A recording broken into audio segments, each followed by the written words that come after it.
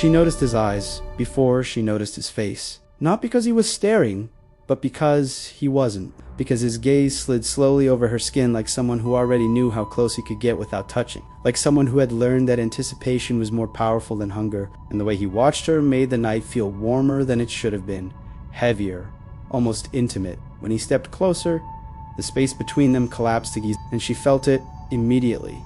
Not desire, exactly, but something older and deeper. The kind of pull that doesn't ask for consent and doesn't wait for logic. The kind that wakes up the body before the mind has time to build excuses. His breath brushed her neck, slow and controlled, close enough to feel deliberate, and for a brief moment, she forgot where she was. Forgot the silence of the town behind her. Forgot how every conversation had died when she walked into the bar earlier. Forgot the way eyes had followed her not with interest, but with something closer to concern. "You shouldn't be out here like this," he murmured. His voice low, calm, almost gentle.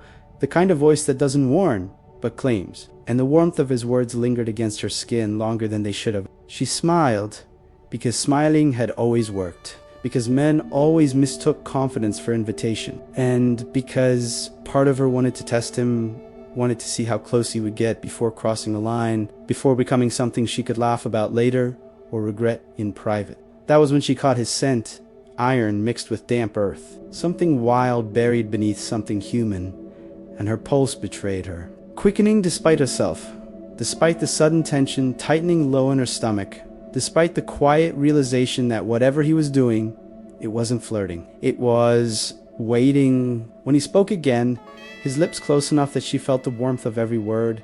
He didn't ask her name, didn't ask where she was going, didn't touch her. "People confuse attraction with safety," he said softly, "especially on nights like this." She was about to laugh it off when she realized the street behind them had gone completely dark. One light at a time, windows closing, doors locking, the town retreating into itself as if responding to a signal she couldn't hear. That was when she understood that the silence wasn't accidental. It was ritual. Earlier that night, when she arrived, no one had asked where she came from. Because in that town, questions had weight, and the wrong one could follow you home, breathe behind your door, and wait until the moon rose high enough to turn excuses into regrets. So people learned early that silence was not politeness. It was protection, a habit passed down like an inherited scar. She had noticed it sitting alone at the bar, watching conversations collapse the moment she stepped closer, voices dissolving into the sound of glasses touching wood, eyes breaking contact too fast, not out of shyness, but out of training, as if looking too long at a stranger was an invitation they could not afford to send. The bartender had avoided her reflection in the mirror, wiping the same spot again and again, until finally saying, without looking up, that the last bus back to the city stopped running after sunset, and that people who arrived late usually stayed longer than they planned, sometimes longer than they wanted, sometimes longer than anyone ever admitted out loud. She had smiled then, too, dismissing it as small-town paranoia folklore disguised as advice, the kind of fear people used to justify staying exactly where they were. So she ordered another drink, ignored the pause that followed, and missed the moment when the old man at the far end of the bar quietly crossed himself and whispered something that sounded like a prayer but felt more like an apology. Outside, the moon had already been climbing, pale and deliberate, slow enough to be ignored, bright enough to matter, and in that town, everyone knew what it meant, even if they refused to explain it to outsiders, even if the explanation itself had been worn thin by time and silence. Now, standing under that same moon, with his presence close enough to blur the line between comfort and threat, she felt something shift inside her, a subtle awareness that the attention she enjoyed so much might not be something she could turn off whenever she wanted. She took a step back. He didn't follow. That unsettled her more than if he had. Instead, he turned away slowly, walking toward the edge of town, toward the fields where the houses ended and the land began to breathe differently, wider, heavier, less forgiving, as if he already knew she was watching, as if he trusted curiosity to do the rest. My grandmother used to say, he spoke without turning around, that some men don't disappear when the night changes. She asked him what that meant, half amused, half irritated by the way her body still reacted to his proximity. But he didn't answer. He just said, quieter this time, "They remember."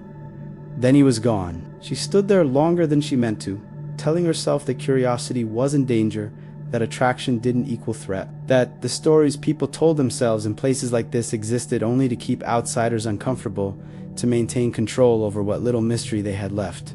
Behind her, a window slammed shut, then another, and another. One by one, lights vanished, as if the town were erasing itself in real time, retreating into wood and concrete, into locks and rituals no one ever wrote down, until she realized, with a chill crawling up her spine, that she was the only one still visible under the moon.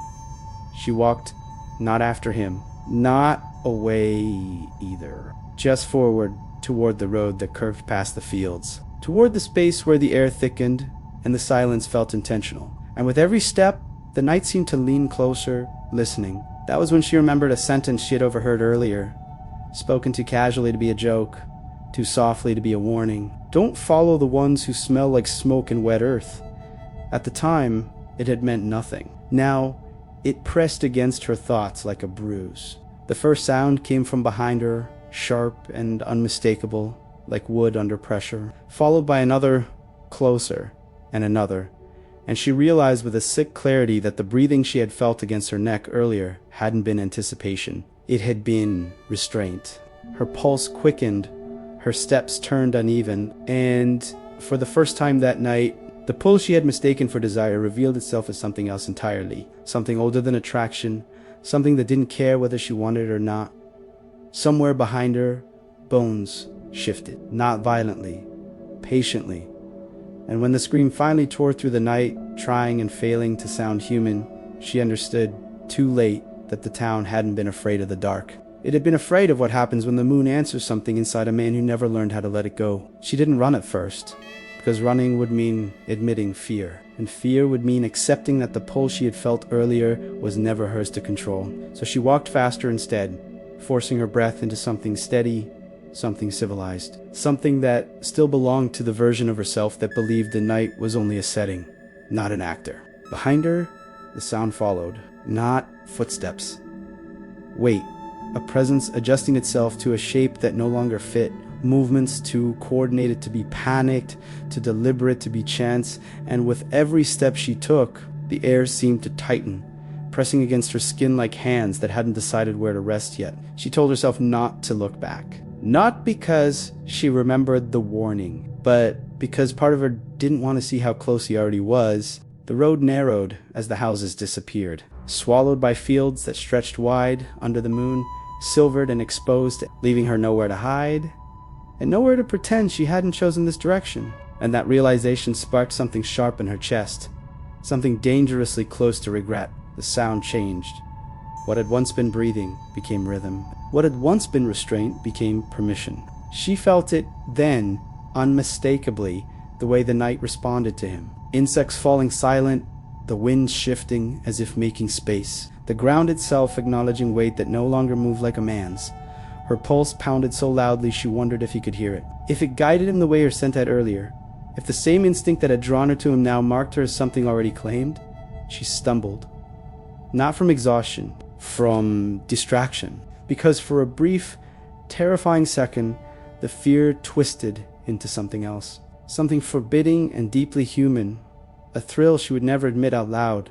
The realization that she was no longer being watched, but hunted, and that part of her body responded to that truth before shame could catch up. The sound stopped.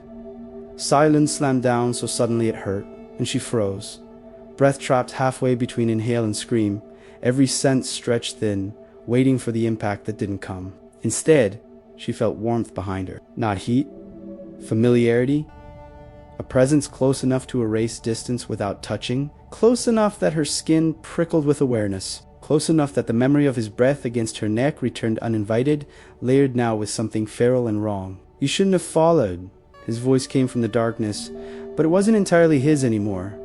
Stretched low and rough, as if shaped by a mouth that no longer remembered human softness. She turned. That was her mistake, because what stood before her still carried echoes of the man she had met. The posture, the height, the recognition in his eyes. But everything else had shifted, rearranged itself around a truth that could no longer hide behind skin. And the moon illuminated it without mercy, outlining muscle where there had been ease, teeth where there had been smiles, eyes reflecting light, instead of absorbing it. He didn't rush her. That was the cruelest part. He circled slowly, movements fluid and controlled, confidence radiating from the certainty that time belonged to him now, that the night itself was an extension of his will, and as he moved, she became acutely aware of how exposed she was, how visible, how undeniably present. "You felt it too," he said, not as an accusation, but as a statement, as if naming something already agreed upon, something she had confirmed the moment she didn't walk away when she should have. She tried to speak, to deny it, to force language back into a situation that had slipped beyond it, but her voice failed her, trapped beneath the weight of instinct screaming that whatever rules had governed attraction no longer applied. Here, closer, she could smell him fully now, iron and earth and something unmistakably alive, a scent that bypassed thought and went straight to the body, igniting panic and awareness in equal measure, blurring the line between revulsion and recognition. "This is where it always goes wrong," he continued,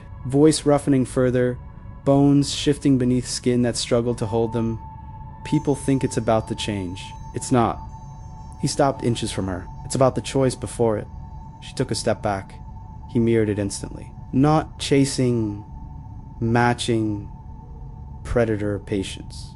The fields around them felt endless, the road forgotten, the town erased behind layers of distance and denial.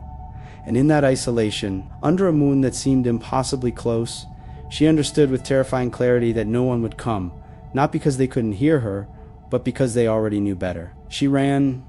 This time, she didn't hesitate. The ground tore at her feet, breath burning in her chest, the sound behind her exploding into motion, no longer restrained, no longer patient, and with every stride she felt the gap closing, the night bending to accommodate him, shortening distances that should have saved her. Her foot caught. She fell hard, the impact knocking air from her lungs, pain flaring white-hot as she rolled onto her back, the moon blinding above her, and for a single, suspended moment, everything went still. He loomed over her, fully revealed now, no pretense left, no humanity to hide behind. Yet his eyes held something disturbingly familiar. "Regret after this," he said quietly. "They won't talk about you. That's how it survives." She tried to scream. The sound died in her throat as his shadow swallowed her completely. As the night closed in, as the moon watched without judgment, and whatever happened next was lost to the space between heartbeat and memory, between instinct and consequence. In the morning, the road was empty.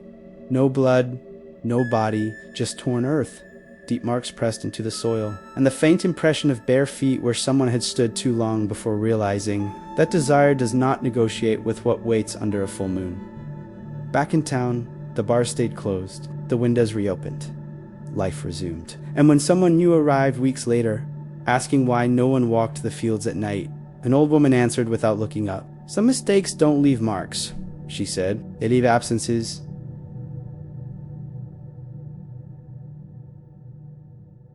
And somewhere beyond the tree line, breathing slow and controlled, something listened, remembering exactly who it used to be and who it was allowed to become again.